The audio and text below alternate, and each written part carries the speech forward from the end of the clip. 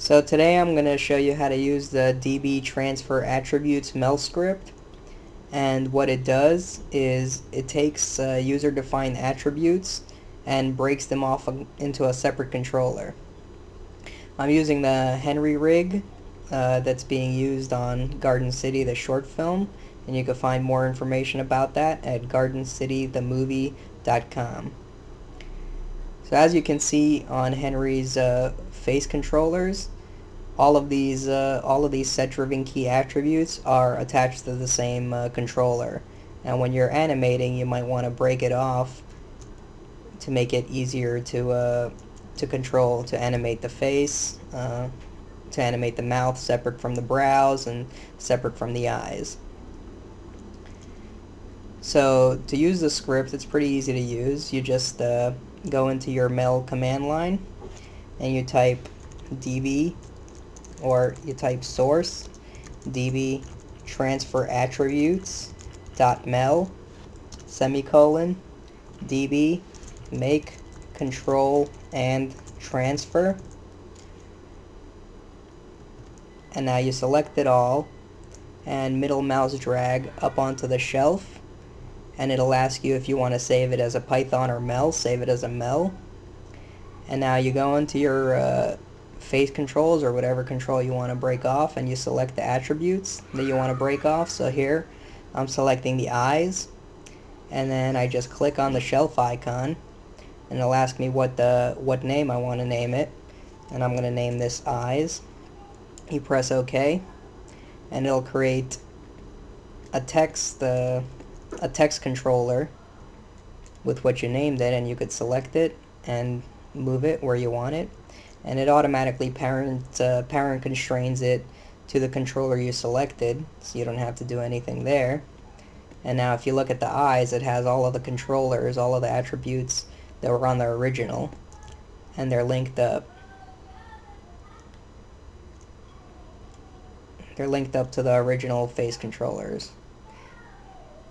Now if you go into the original face shapes and use the blink, it's no longer going to work because it's all connected to this controller now.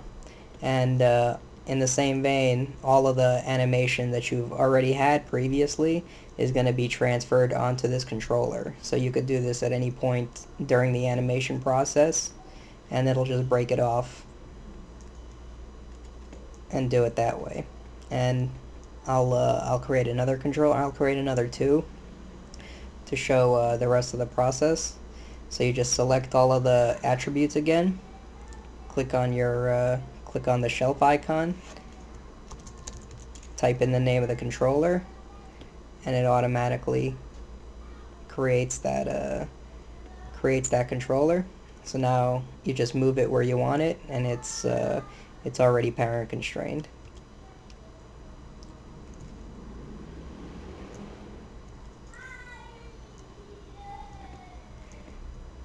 I'll show you how it works with animation. Let me set a key here.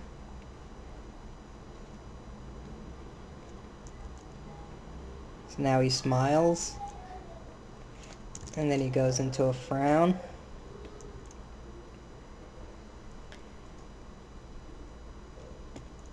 So I want to break off the mouth shapes into its own controller. I'll select all the mouth shapes, click the shelf icon, type mouth,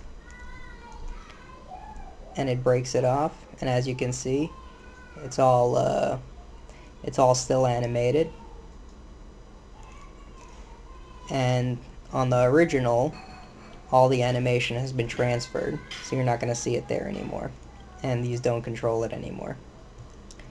And that's about all there is to it. You could break them off however much you want. If you wanna decide that you want the smiles in a completely separate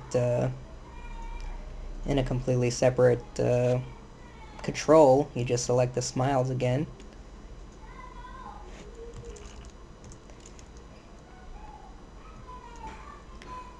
and it creates your smile as a separate controller. And that's it.